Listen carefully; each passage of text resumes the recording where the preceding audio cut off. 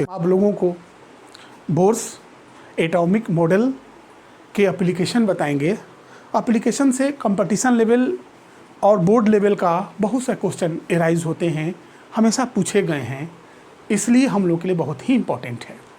सबसे पहले इसका एप्लीकेशन हम लोग देखें कि जो बोर्स मॉडल है it is applicable only for the chemical species having one electron.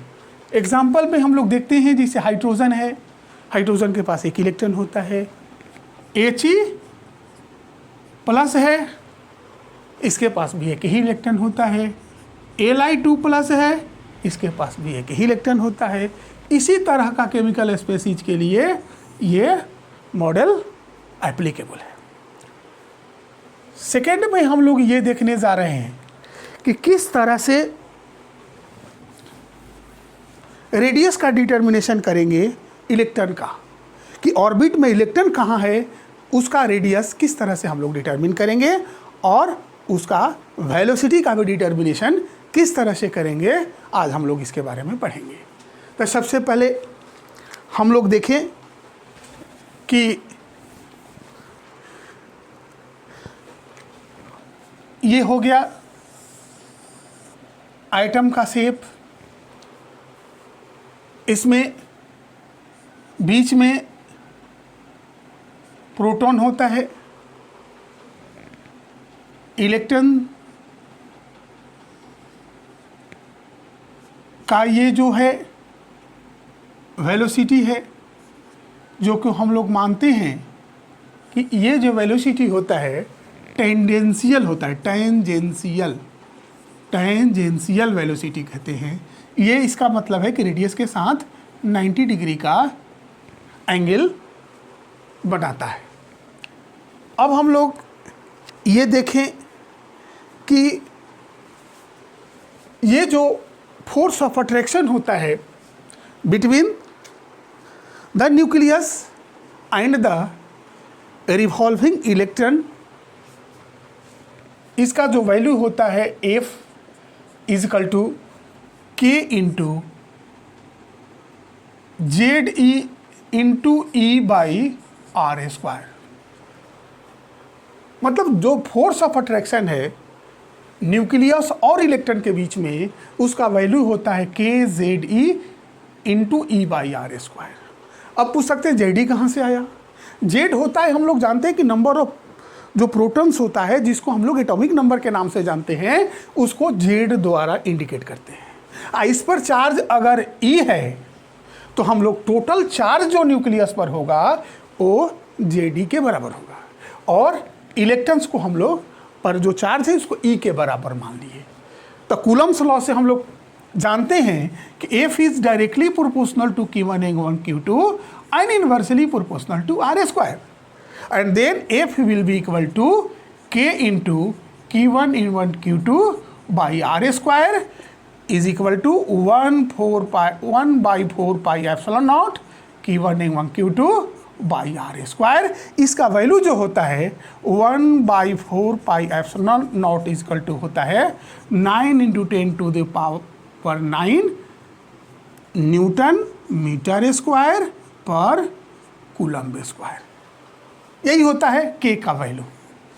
तो इसी को हम लोग इसमें अप्लाई करते हैं, क्योंकि प्रोटॉन्स पर पॉजिटिव चार्ज होता है, इलेक्ट्रॉन पर निगेटिव चार्ज होता है, जो कि न्यूक्लियस के चारों तरफ रिवॉल्व करता है, और दोनों के बीच जो फोर्स ऑफ अट्रैक्शन काम करता है F equal to K into ZD into E by R square. इसी से हम लोग लिए हुए हैं। इसमें K equal to ZE square by R square हम लोग लिख सकते हैं। इसको हम लोग इक्वेशन 1 मान लेते हैं। ये भी हम लोग समझ लीजिए कि K इक्वल टू कितना होगा 9 into 10 to the power 9 newton metre square पर कूलम्ब स्क्वायर। अब हम इसको हटा देते हैं। एक चीज़ और हम लोग पढ़े हैं बोर्स मॉडल्स के एजम्पशंस में, कि ये जो force of attraction between the proton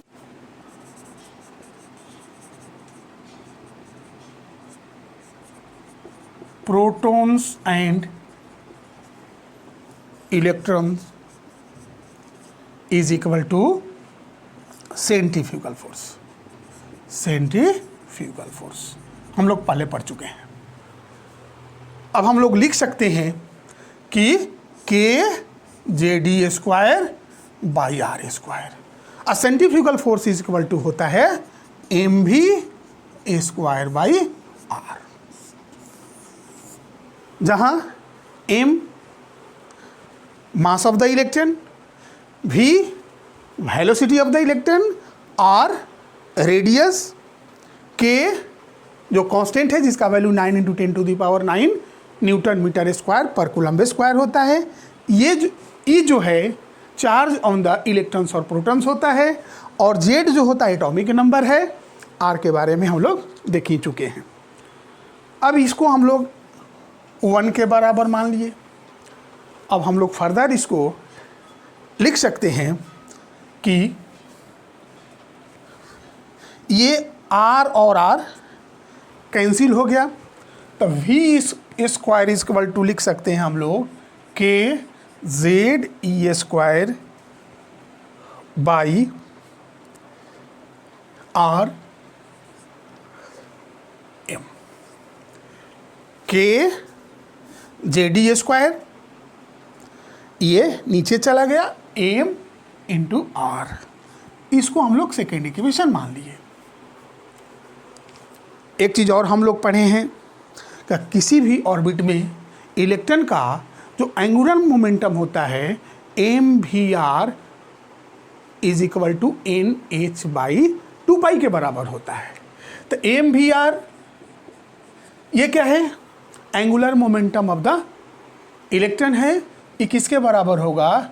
N H by 2 के बराबर होगा। इसमें हम लोग लिख सकते हैं v is equal to N H by 2 into M R. इसको मान लीजिए हम लोग थर्ड इक्वेशन। अब हम लोग ये भी लिख सकते हैं कि v square is equal to N square by H square by 4 square M square into R square. इसको हम लोग फोर्थ मान लिए। अब इसको हम मिटा देते हैं।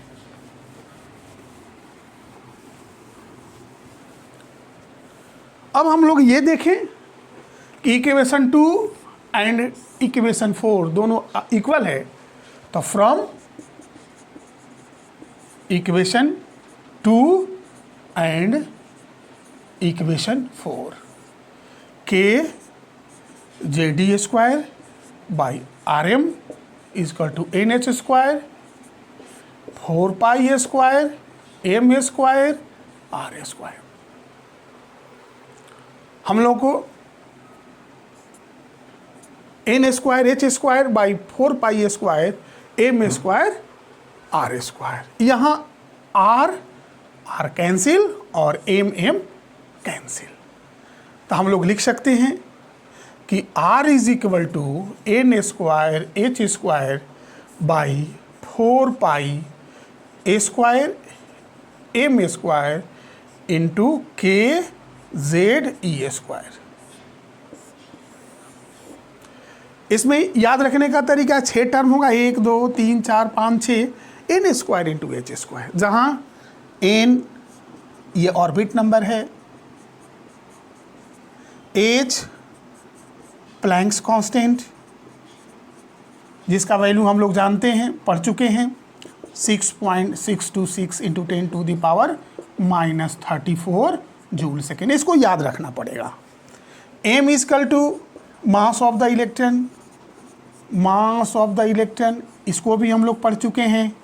इसका वैल्यू होता है 9.109 into 10⁻31 kg। K constant 9 into 10⁹ newton metre square पर coulomb square. Z atomic number है, atomic number of the atom. E is equal to charge of the electrons और प्रोटॉन्स। 1.602 minus 19 coulomb. और 4 इसमें कांस्टेंट है, पाई भी कांस्टेंट है। तो हम लोग इसका अगर वैल्यू पुट करें तो वैल्यू पुट करने के बाद हम लोग लिख सकते हैं कि R इजकल टू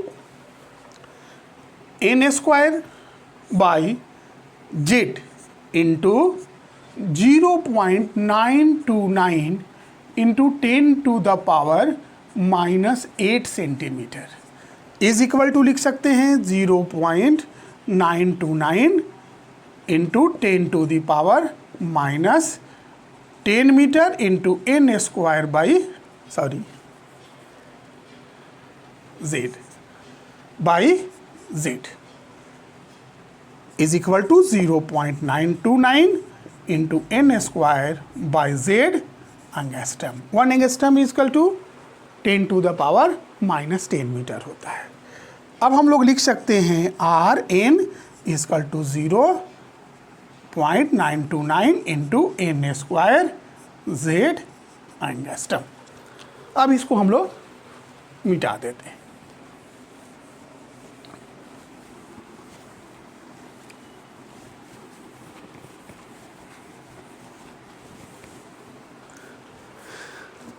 एक चीज़ और हम लोग देख लें कि ये जो R जो होता है, value of R depends on the value of N orbit number and atomic number. It means R is directly proportional to N square and inversely proportional to R is directly proportional to n square and inversely proportional to z।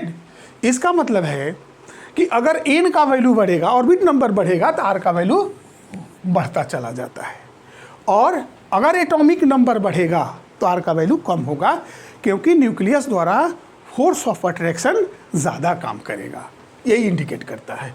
और ये जो are N बराबर हो गया 0.929 into N square by Z angstrom हुआ। इस पर बहुत से क्वेश्चन पूछे जाते हैं कि अगर हाइड्रोजन है, उसके थर्ड ऑर्बिट में अगर कोई इलेक्ट्रॉन है तो रेडियस कितना होगा। तो एन इजकल टू यहाँ 3 हम रख देंगे, 3 जा 9 हो जाएगा, और जेड जो हाइड्रोजन का एटॉमिक नंबर होगा 1 के बराबर होता है, उसको हम लोग पुट कर देंगे।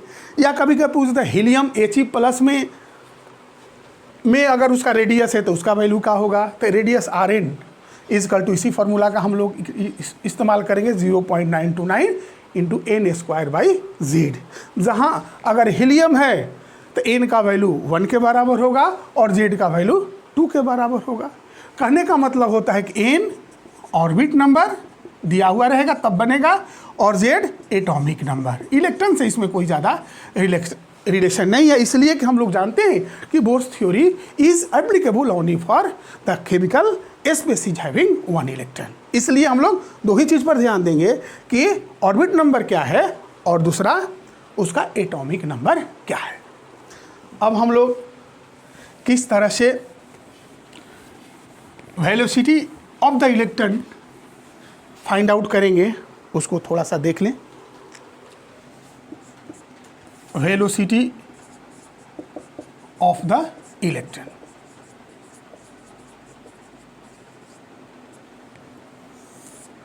अब हम लोग देख लें, इसमें भी इस्तेमाल करेंगे कि kz E square by R square is equal to mv square by R. ये हम लोग पहले भी डिटरमाइन कर चुके हैं, जहाँ kz square by R square ये है force of attraction between the electrons and protons. mv square by R ये होता है सेंट्रीफ्यूगल फोर्स, ये लोग हम लोग पहले भी पढ़ चुके हैं। दोनों एक दूसरे के क्या होता है, बराबर होता है, उसी कारण इलेक्ट्रॉन न्यूक्लियस के चारों तरफ मूव करता है। It means K by R square is equal to M we square by R.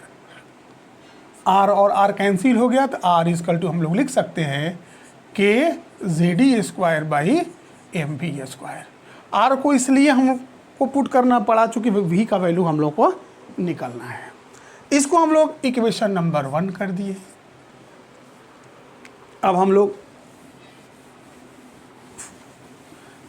ये भी जानते हैं कि एम वी आर मतलब angular momentum of the electron is equal to N H by 2 pi. ये कहाँ से हम लोग जानते हैं? बोर्स पोस्टुलेट से जानते हैं। तो हम लोग लिख सकते हैं कि R is equal to N H by 2 pi n H by 2 pi into m into we.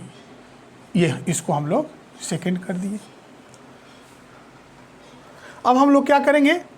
From first and second, ये दोनों आपस में क्या है? बराबर है। तो हम लोग लिख सकते हैं कि k Z E square by M we square is equal to N H by 2 pi m into we.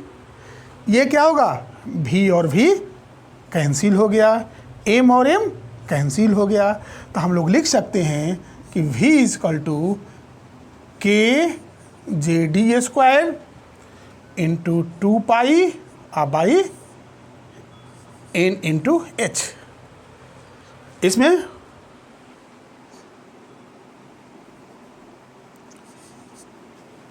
पांच टर्म, 1 2 3 4 5, इसमें 5 टर्म्स होंगे।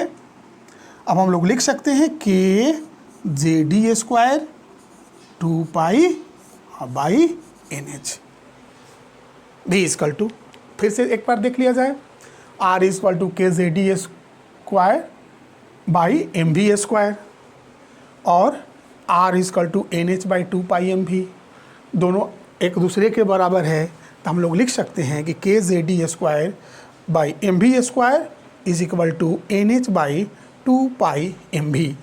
यहाँ हम लोग भी कैंसिल कर दिए, एम कैंसिल हो गया तो वी यहाँ चला आया। तो वी इज इक्वल टू हम लोग लिख सकते हैं K J D square into 2 pi is by N H. यही हो गया वेलोसिटी। अब हम लोग लिख सकते हैं कि वेलोसिटी बराबर K J D square by 2 pi into N into H, जहाँ क्या के इज इक्वल टू है 9 into 10 to the power newton metre square पर coulomb square. Z is equal to हो गया atomic number, E is equal to charge 1.602 into 10 to the power -19 coulomb. Pi का value हम लोग जानते ही हैं, कांस्टेंट 3.314। 2 कांस्टेंट क्वांटिटी है। तब हम लोग लिख सकते हैं कि by putting the value of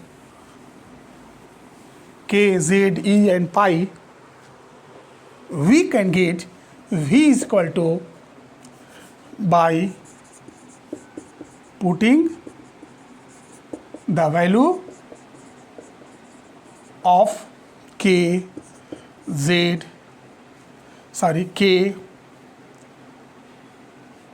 e pi and h, v is equal to 2.188 into 10 to the power 6 z by n metre per second. यही होता है, मतलब हम लोग लिख सकते हैं v n is equal to 2.188 into 10 to the power 6 z by n metre by second. ये हम लोग देख लें कि जो वेलोसिटी होता है, velocity of the electron is inversely proportional to 1 by n and directly proportional to z. इसका मतलब होता है कि जिसका एटॉमिक नंबर का वैल्यू जितना ज़्यादा होगा उसका वेलोसिटी उतना ही ज़्यादा होगा, क्योंकि न्यूक्लियस के नज़दीक अगर इलेक्ट्रॉन का वेलोसिटी कम गिर पड़ेगा, इसलिए वेलोसिटी ज़्यादा होता है। लेकिन वही n का वैल्यू बढ़ने पर वेलोसिटी क्या हो जाता है, घटता चला जाता है। इसीलिए हम लोग लगते हैं कि v is inversely proportional to n। अब इस पर न्यूमेरिकल भी पूछे जाते हैं। दो वेलोसिटी को कंपेयर करने के लिए कहा जाएगा कि अगर सेकेंड ऑर्बिट में कोई इलेक्ट्रॉन है, अगर थर्ड ऑर्बिट में इलेक्ट्रॉन है, तो किस तरह से दोनों का वेलोसिटी में वेरिएशन होगा और उसके बीच कौन सा रेशियो होगा, उसका डिटर्मिनेशन इसके आधार पर हम लोग कर सकते हैं। एक चीज़ और हम लोग देख लें, एक क्वेश्चन और एराइज होता है इस पर कि number of revolution of the electron पर सेकेंड किस तरह से डिटरमिन करेंगे। Number of revolution of electron पर सेकेंड, इसका डिटर्मिनेशन हम लोग किस तरह से करेंगे। ये एक बहुत सा आसान फार्मूला है। इसमें हम लोग करते हैं कि velocity of the electron, velocity of the electron जितना होगा उसमें हमको सर्कम्फरेंस ऑफ द ऑर्बिट से डिवाइड कर देते हैं। Circumference of the orbit is equal to, हम लोग लिख सकते हैं velocity by 2 pi r n. N क्या है, nth ऑर्बिट में कहाँ, उसका रेडियस हम लोग डिटरमाइन कर सकते हैं। तो इस तरह से वेलोसिटी और रेडियस के डिटर्मिनेशन के द्वारा हम लोग पता कर सकते हैं कि उस इलेक्ट्रॉन का किसी पार्टिकुलर ऑर्बिट में कितना नंबर ऑफ रिवॉल्यूशन होगा। इससे बहुत सा क्वेश्चन पूछे जाते हैं, इसलिए इसको ध्यान में रखना ज़रूरी है। और हम कल total energy, potential energy, kinetic energy, या हम लोग जितना भी टाइप का एनर्जी है इलेक्ट्रॉन के पास जो होता है उसके बारे में पढ़ेंगे, उसका एक दूसरे से कंपैरिजन भी करेंगे और किस तरह से एक दूसरे से रिलेटेड है ये भी हम लोग देख लेंगे। थैंक्स।